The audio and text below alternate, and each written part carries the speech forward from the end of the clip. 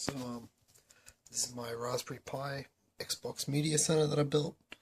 As you can see, it has a little LCD that's connected to the GPIO and a little infrared receiver. It's also connected to the GPIO.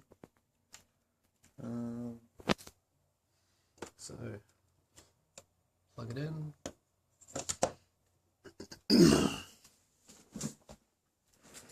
Let it boot up.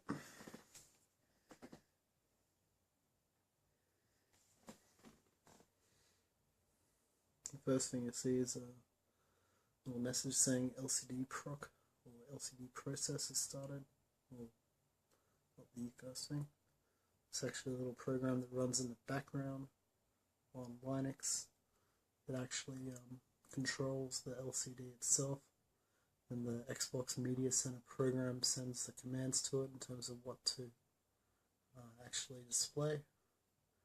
So there's a little bit of lag before it actually says anything useful. Where are we? When it connects that client there, CLI, yep, there it goes, changes to 1. Means there's one thing connected to it, which is this program.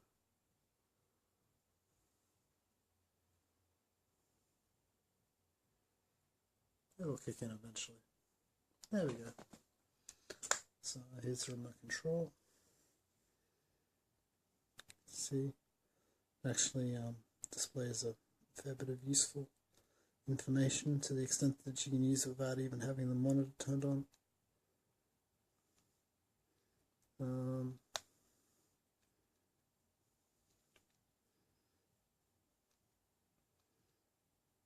Turn on a movie.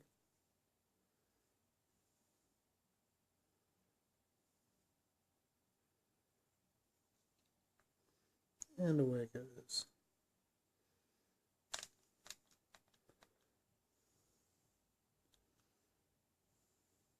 So you fast forward through the movie, see the little display thing, little progress bar. It's kind of neat.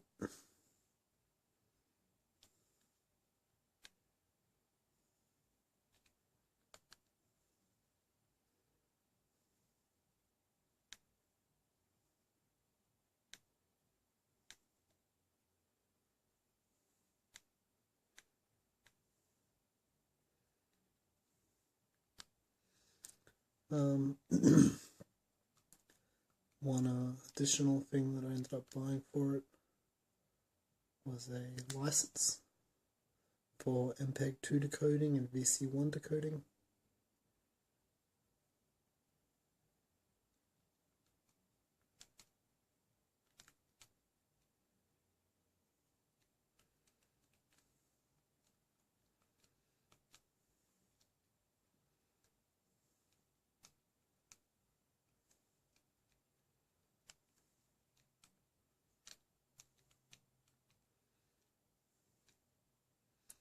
There we go. So, yes, MPEG-2 codec license, VC1 codec license.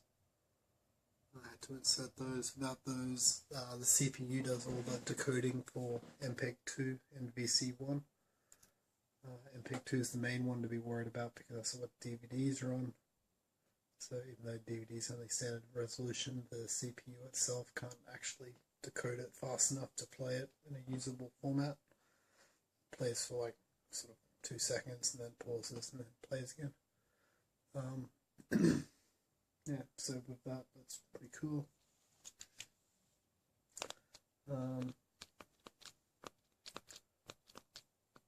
Up here were the settings for the the remote control.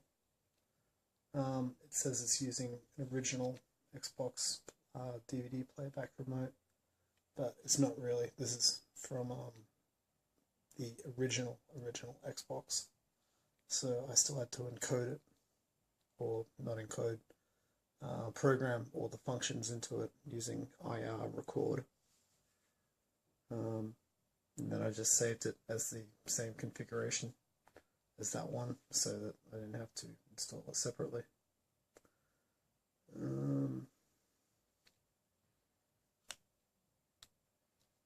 one little issue that I have with it. When you go to play a TV show, a TV episode out of the actual library, you see there's no output on the LCD. Apparently that hasn't actually been configured yet out of the box, although you can set it up in the advanced settings XML file, apparently, although it was proved to be a little bit beyond my capability. And